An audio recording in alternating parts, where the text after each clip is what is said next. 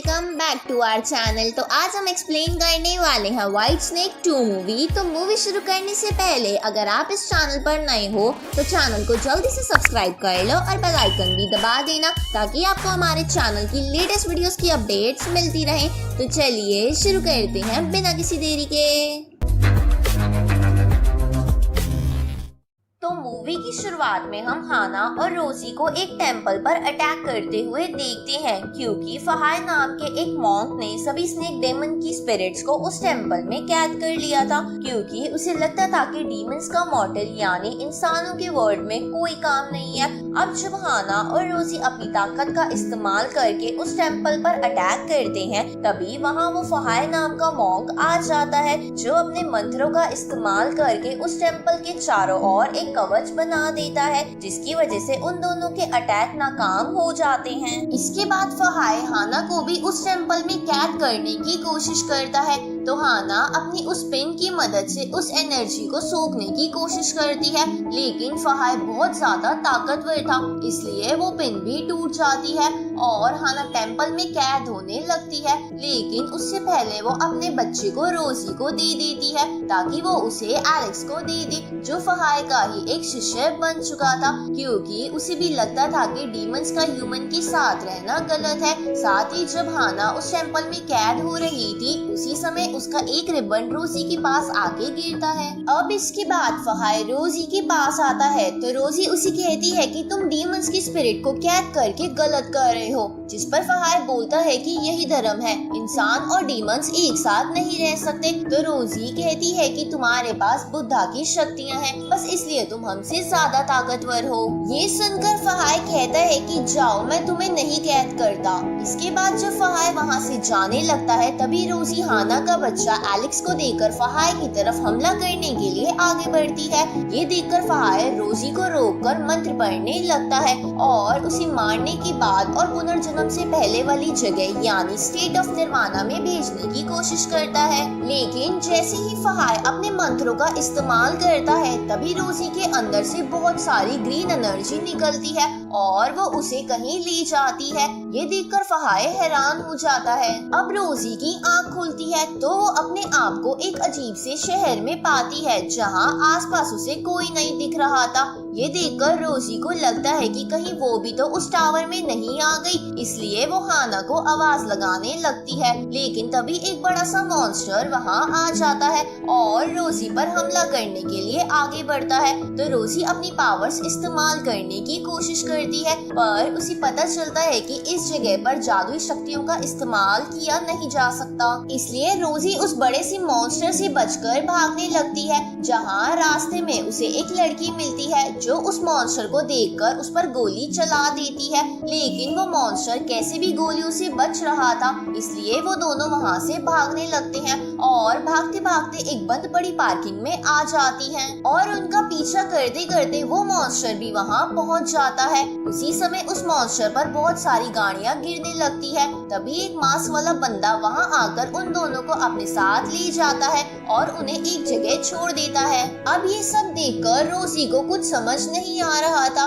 उसी समय वो हवा में एक स्नेक का स्टैचू देखती है। तभी वो लड़की रोजी को कहती है कि मेरा नाम सोफी है और ये शूरा सिटी है। इसके बाद सोफी रोजी को चुपचाप एक घर में ले जाती है क्योंकि आसपास बहुत सारे मॉन्स्टर्स घूम रहे थे। अब अंदर जाने पर रोजी सोफी से उस मास्क वाले बंदे के बारे में पूछती है तो सोफी कहती है कि वो बस एक आम इंसान है लेकिन वो खुद को एक हीरो समझता है। तभी एक बड़ा सा ऑक्टोपस सोफी को वहाँ देखकर अपने टेंटिकल से एक और दरवाजा खोलता है जिसके अंदर जाने पर सोफी को वहाँ बहुत सारे इंसान और मॉन्स्टर दिखते हैं। तो सोफी कहती है कि बाहर खतरा होने की वजह से हम लोग यहाँ छुप कर रहते हैं। साथ ही वो बड़ा सा ऑक्टोपस भी खाना लेकर इस जगह को प्रोटेक्ट करता है। इसके बाद सोफी रोजी से पूछती है कि तुम कौन सी डायनेस्टी से हो जिस पर रोजी कहती है कि मैं सॉन्ग डायनेस्टी से हूँ। ये सुनकर सोफी कहती है कि ये डायनेस्टी तो 1000 साल पुरानी है और अब 1000 साल बाद का समय चल रहा है जहाँ हम सब शूरा सिटी में हैं, जो बहुत ही खतरनाक है क्योंकि यहाँ पर ह्यूमन डीमंस के साथ साथ कई सारे मॉन्स्टर भी रहते हैं। इसलिए अब सोफी रोजी को राइफल और बाइक चलाना सिखाती है ताकि रोजी यहाँ सरवाइव कर सके, क्योंकि यहाँ कोई भी आसानी से मारा जा सकता था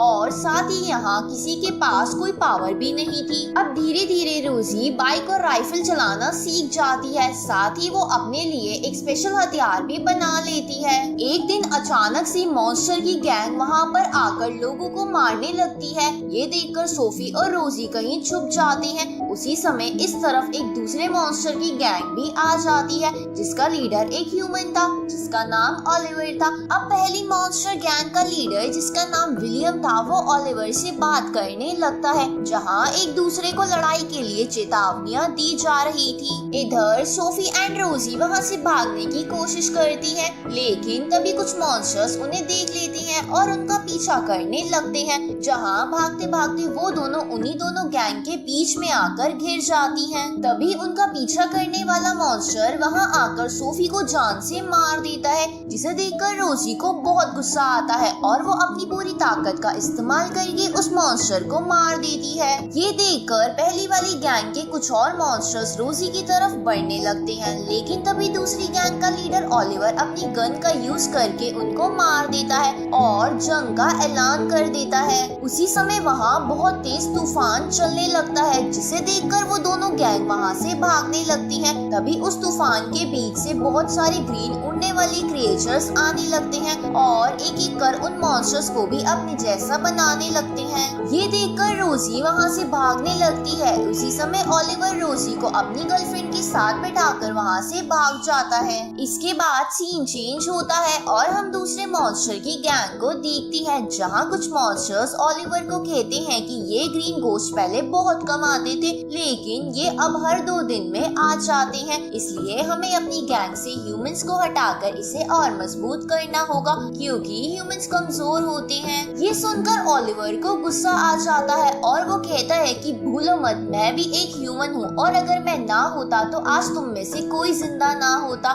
साथ ही मुझे पता है कि यहाँ सरवाइव करना मुश्किल है, पर हमें ये करना ही होगा। तभी ओलिवर की गर्लफ्रेंड उसे बताती है कि हमारे पास फ्यूल खत्म हो चुका है, तो ओलिवर कहता है कि कल सुबह तक वो ग्रीन गोस्ट यहाँ से चले जाएंगे, तो तब मैं रोजी के साथ सुपरमार्केट जाकर बहुत सारा फ्यूल ले आऊंगा। साथ ही रोजी अब से हमारी गैंग की मेंबर है। अगली सुबह ओलिवर और रोजी सुपरमार्केट जाने के लिए निकल जाते हैं, जहाँ रास्ते में रोजी ओलिवर से पूछती है कि हम सब ह्यूमंस इस शूरा सिटी में कैसे पहुँच गए, तो ओलिवर उसे बताता है कि यहाँ वो लोग आते हैं जो पुनर्जन्म नहीं लेना चाहते थे और साथ ही उनके पिछले जन्म में उनसे किसी की बहुत ज्यादा अटैचमेंट थी। ये सुनकर रोजी समझ जाती है कि वो अपनी बहन की अटैचमेंट की वजह से इस सिटी में पहुंच गई है, लेकिन उसे समझ नहीं आता कि ह्यूमन के साथ यहाँ मॉन्स्टर क्या कर रहे हैं। तो ओलिवर कहता है कि ये बात तो अब तक किसी को भी नहीं पता। उसी समय दूसरी गैंग के कुछ मॉन्स्टर्स उन पर हमला कर देती हैं, तो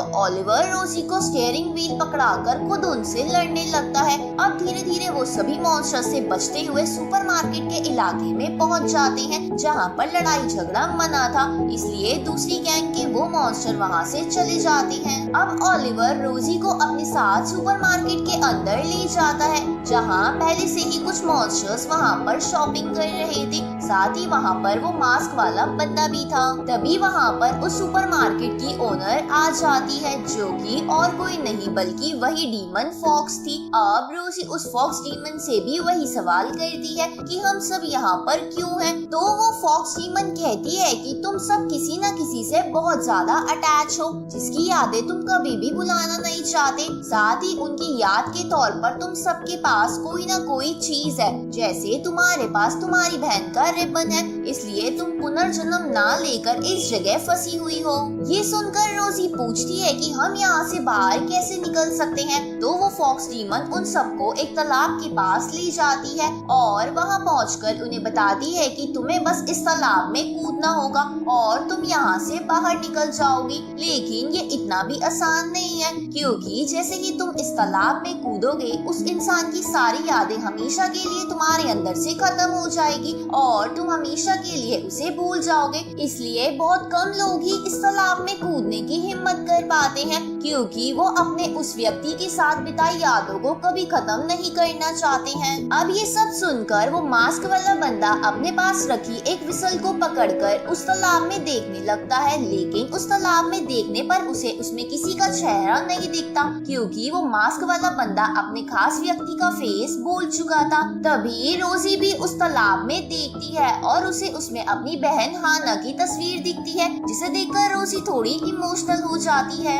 आगे ओलिवर और रोजी फ्यूल खरीद कर वहाँ से जाने लगते हैं। तभी वहाँ पर वो ग्रीन घोस्ट फिर से आ जाते हैं, इसलिए ओलिवर और रोजी सबके साथ सुपरमार्केट के अंदर चले जाते हैं और गेट बंद कर देते हैं। पर वो घोस्ट दरवाजे तोड़कर अंदर आने लगते हैं, तो फॉक्स डीमन अपने चमचों ओलिवर, रोजी और उस मास्क वाले बंदे के साथ उस तालाब के पास चली जाती है। लेकिन उस फॉक्स डीमन के एक चमचे को ग्रीन घोस्ट ने काट लिया था, इसलिए वो भी एक ग्रीन घोस्ट में बदल जाता है और उन पर हमला करने लगता है। तो ओलिवर उस ग्रीन घोस्ट की गर्दन काट देता है, क्योंकि सर काट के ही उस ग्रीन घोस्ट को मारा जा सकता था। अब अपनी गाड़ी को देखकर ओलिवर को गुस्सा आ जाता है, क्योंकि उसकी गाड़ी टूट चुकी थी और उन्हें वापस पैदल ही जाना होगा। तभी रोजी ओलिवर से उस मास्क वाले बंदे को अपने साथ ले चलने को पूछती है, जिस पर ओलिवर मान जाता है। इसके बाद वो तीनों बचते बचते अपने अड्डे पर पहुंच जाते हैं, लेकिन वहां पहुंचकर ओलिवर को कुछ अजीब लगता है, तो वो उन दोनों के साथ एक सीक्रेट रास्ते से अंदर की ओर जाने लगता है। जहां जाने पर ओलिवर चुपके से देखता है कि फर्स्ट गैंग से उसकी गैंग पर हमला करके उसके सारे मेंबर्स को खत्म कर दिया है, इसलिए ओलिवर चुपचाप उन दोनों को लेकर वहां से जाने लगता है। उसी समय हम देखते हैं कि विलियम दूसरी गैंग के 2 ह्यूमंस को मंत्र पड़े हुए मास्क देता है, जिसकी वजह से वो भी मॉन्स्टर में बदल जाते हैं, क्योंकि उन 2 ह्यूमंस ने विलियम की मदद की थी इस गैंग पर हमला करने के लिए। अब ये देखकर हम समझ जाते हैं कि वो सभी मॉन्स्टर्स इंसान हैं, जिन्होंने विलियम के दिए हुए मास्क पहन रखे हैं। दूसरी तरफ जब वो तीनों वहाँ से भाग रहे थे, तभी उस शहर पर वो ग्रीन घोस्ट फिर से हमला कर देते हैं, तो ओलिवर उनको लेकर एक टनल से भागने की कोशिश करता है, लेकिन वहाँ जाते हुए उस मास्क वाले बंदे का पैर एक जगह फंस जाता है। तो ओलिवर रोजी को कहता है कि हमें इसे छोड़कर यहाँ से भागना चाहिए, नहीं तो वो ग्रीन घोस्ट हमें अपने जैसा बना देंगे। लेकिन रोजी इसके लिए नहीं मानती और मास्क वाले बंदे की मदद करने लगती है। तो ओलिवर ये देखकर वहाँ से अकेला ही आगे बढ़ने लगता है। ये देखकर रोजी उसे रोकने की कोशिश करती है, पर वो नहीं रुकता। तो रोजी हार मानकर अपने आप को उन ग्रीन घोस्ट के हवाले करने लगती है। ये देखकर वो मास्क वाला बंदा अपना मास्क हटा देता है, जिसका चेहरा बिल्कुल हाना की तरह था।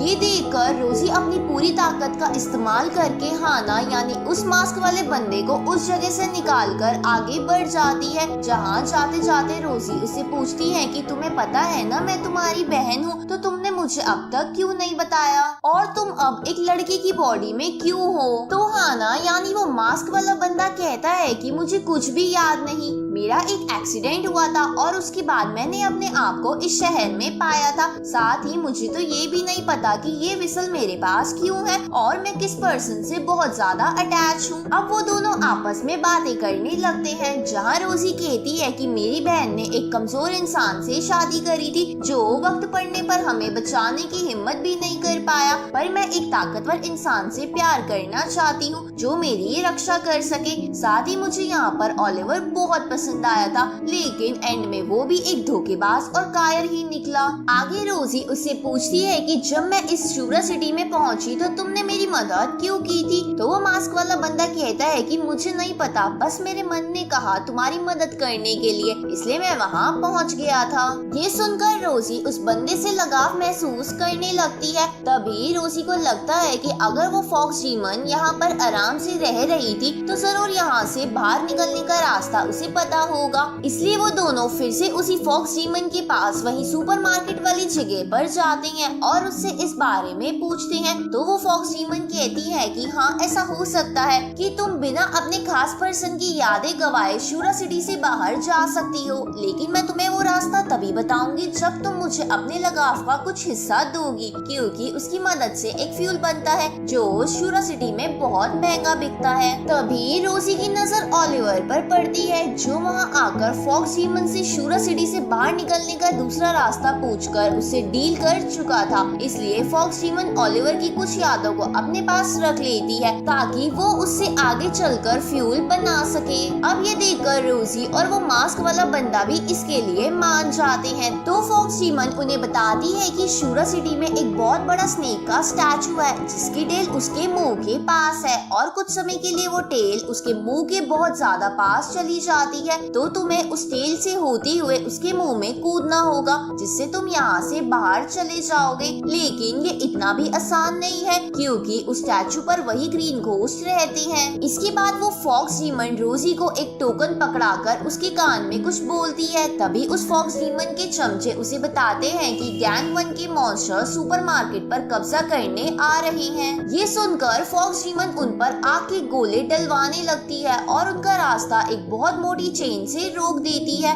लेकिन वो मॉन्स्टर्स उस चेन को काटकर अंदर घुस जाते हैं। तो फॉक्स डीमन उन चारों के साथ वापस उस तालाब वाली जगह पर आ जाती है। लेकिन वो मॉन्स्टर्स वहाँ पर भी आ जाते हैं। उसी समय वहाँ पर उन मॉन्स्टर्स का लीडर विलियम आ जाता है। तो ओलिवर तलवार लेकर उससे लड़ने लगता है पर विलियम ने मंत्रों का एक कवच पहन रखा था जिसकी वजह से उसे कुछ नहीं होता और वो ओलिवर को जान से मार देता है। ये देखकर रोजी को गुस्सा आ जाता है और वो मॉन्स्टर से लड़ने के लिए आगे बढ़ती है। तभी गलती से एक मॉन्स्टर का हथियार मास्क वाले बंदे के फेस पर लगता है जिसकी वजह से उसके चेहरे की स्किन निकल जाती है और हमें पता चलता है कि उस मास्क वाले बंदे ने विलियम से एक मास्क लेकर अपने चेहरे पर लगा रखा था जिसकी वजह से वो हाना की तरह दिख रहा था, नहीं तो असलियत में वो बहुत ज्यादा बदसूरत था। उसी समय विलियम कहता है कि इसी मास्क की स्मेल की वजह से मैं तुम तक पहुंच पाया हूं और इसके बाद वो उस मास्क वाले बंदे को मास्क वापस कर देता है ताकि वो भी एक मॉन्स्टर में बदलकर उनकी गैंग में शामिल हो जाए।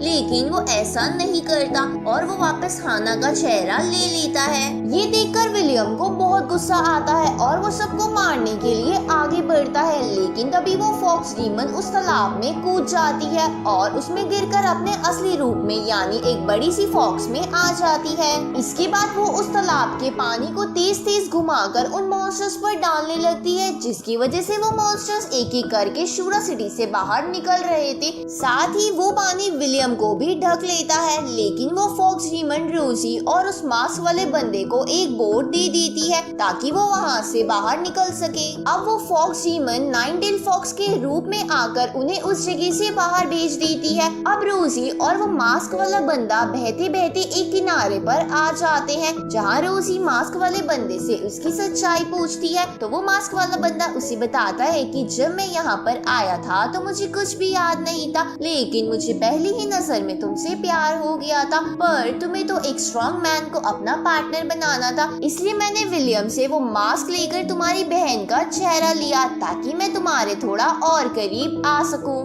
ये सुनकर रोजी कहती है कि मैं पहले गलत थी, मुझे किसी स्ट्रॉन्ग मैन का इंतजार करने की बजाय खुद को स्ट्रॉन्ग बनाना चाहिए इसलिए अब मैं शूरा सिटी से बाहर निकलकर फहाय को मार दूंगी। इसके बाद वो दोनों उस स्टैचू की तरफ बढ़ने लगते हैं। दूसरी तरफ विलियम उस कवच की वजह से पानी से बच गया था और वो उस मास्क की खुशबू सूंघकर उनकी तरफ बढ़ने लगता है। इस तरफ जब वो चल रहे थे तब रोजी उस मास्क वाले बंदे को बताती है कि हमें उस स्नेक टेल को एक्टिवेट करने के लिए एक ब्लैक केव में जाकर किसी को हराना होगा। तभी उन दोनों को चलते हुए एक अजीब सी बस दिखती है तो रोजी उस बस के ड्राइवर को फॉक्स डीमन का दिया हुआ वही टोकन दिखाती है और फिर वो दोनों उस बस में बैठ जाती हैं। अब बस की ड्राइवर उन दोनों को ब्लैक केव का रास्ता बताती है जो और कहीं नहीं बल्कि उस बस में ही था। इसके बाद रोजी मास्क वाले बंदे को बाहर छोड़कर खुद उस गुफा में चली जाती है और एक सेकंड बाद वहाँ से एकदम से बाहर आ जाती है। अब मास्क वाला बंदा रोजी से पूछता है कि तुमने अंदर क्या देखा तो रोजी कहती है कि मैंने अंदर फहाय को देखा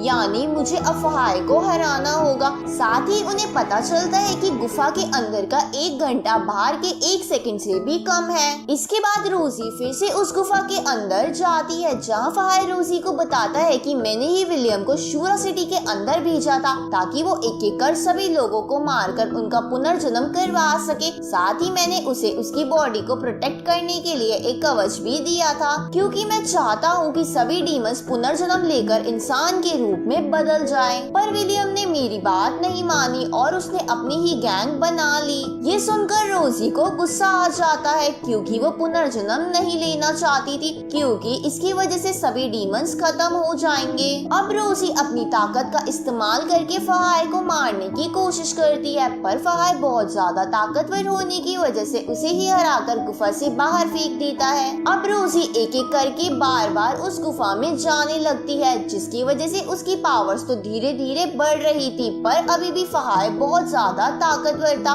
और उसे हरा दे रहा था। अब ऐसा करते करते गुफा के अंदर 3 साल बीत जाते हैं, पर गुफा के बाहर अभी भी पहला दिन ही चल रहा था। दूसरी तरफ विलियम धीरे धीरे बस का पीछा कर रहा था।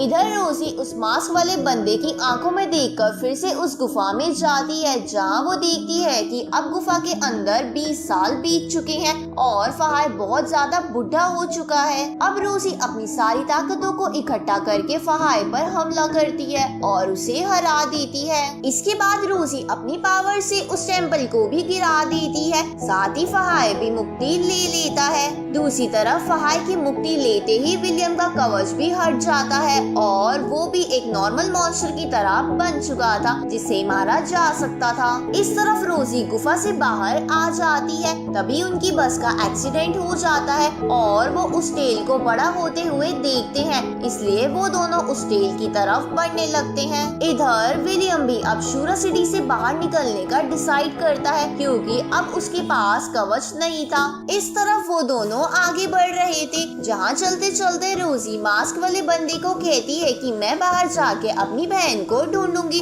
और तुम अपने उस खास पर्सन को ढूंढना। तभी वो दोनों देखते हैं कि वहाँ पर बहुत सारे ग्रीन घोस्ट सो रहे हैं, इसलिए वो चुपचाप वहाँ से आगे बढ़ने लगते हैं। उसी समय उन दोनों की नजर विलियम पर पड़ती है, जिन्हें देखकर वो और तेजी से चलने लगता है, लेकिन तभी वो सभी ग्रीन घोस्ट जाग जाते हैं और तेजी से उनकी तरफ बढ़ने लगते हैं, तो वो तीनों आगे बढ़ने लगते हैं। पर उनमें से एक ग्रीन घोस्ट विलियम को काट लेता है और वो धीरे धीरे उनकी तरह बदलने लगता है, इसलिए वो और तेजी से दौड़ने लगता है। इधर वो दोनों अपना हाथ पकड़कर सांप के मुंह में कूद जाते हैं, लेकिन उससे पहले विलियम उन दोनों को पकड़कर बाहर खींच लेता है, क्योंकि वो पूरा ग्रीन घोस्ट बन चुका था। अब वो तीनों एक साथ नीचे गिरने लगते हैं, जहाँ मास्क वाला बंदा विलियम को उसे काटने देता है और मौका पाकर उसे मार देता है। इसके बाद वो रोजी को कस के पकड़ लेता है और जैसे ही ग्रीन घोस्ट बनने की प्रोसेस में उसके पंख बाहर आते हैं, तो वो रोजी को लेकर उस स्नेक के मुंह की तरफ बढ़ने लगता है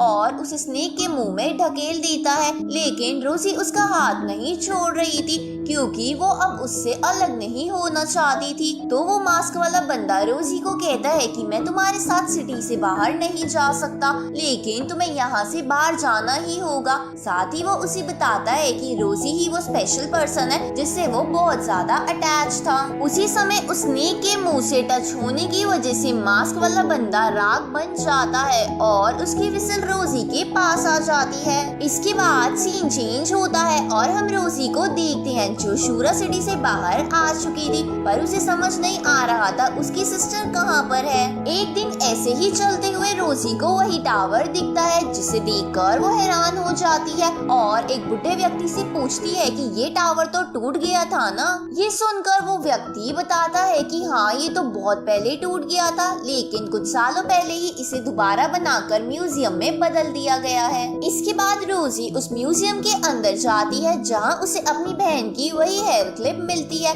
जिसका एक हिस्सा गायब था। तो रोजी उस हेयर क्लिप को लेकर बाहर आ जाती है और उसे जोड़ने की कोशिश करती है। तभी उसे उस मास्क वाले बंदे की विसल से उस हेयर पिन का आखिरी टुकड़ा मिलता है, जिसे जोड़ते ही वो हेयर क्लिप पहले जैसी हो जाती है। ये देखकर रोजी समझ जाती है कि वो मास्क वाला बंदा और कोई नहीं बल्कि उसकी असली बहन ही थी, जो उसे पहले ही उस टावर से बाहर आकर शूरा सिटी में पहुंच गई थी ताकि वो रोजी को बचा सके। साथ ही उसे पता चलता है कि उसकी बहन पहले लड़की के रूप में ही आई, लेकिन वहाँ सरवाइव ना कर पाने की वजह से वो मर जा रही थी। पर हाना की रोजी से बहुत ज्यादा अटैच होने की वजह से वो पुनर्जन्म के बाद भी शूरा सिटी में ही आ रही थी और एक जन्म यानी मांस वाले बंदे के रूप में वो रोजी से मिली, लेकिन तब उसे कुछ भी याद नहीं था। पर वो फिर भी रोजी से अटैचमेंट फील कर रही थी, इसलिए उसने रोजी को अपनी जान पर खेलकर शूरा सिटी से बाहर निकाला। ये समझकर रोजी की आंखों से आंसू आ जाते हैं। उसी समय हम व्हाइट स्नेक यानी हाना की आवाज सुनते हैं, जो अपना अगला जन्म लेकर रोजी के पास ही आ गई थी। और इसी खूबसूरती के साथ हमारी ये मूवी यहीं खत्म होती है। वीडियो को पूरा देखने के लिए आपका शुक्रिया। वीडियो का कौन सा पार्ट आपको सबसे अच्छा लगा कमेंट करके जरूर बताएं और मुझे इंस्टाग्राम पर भी फॉलो करना ना भूलें। तो मिलते हैं आपसे अगली वीडियो में, तब तक के लिए गुड बाय।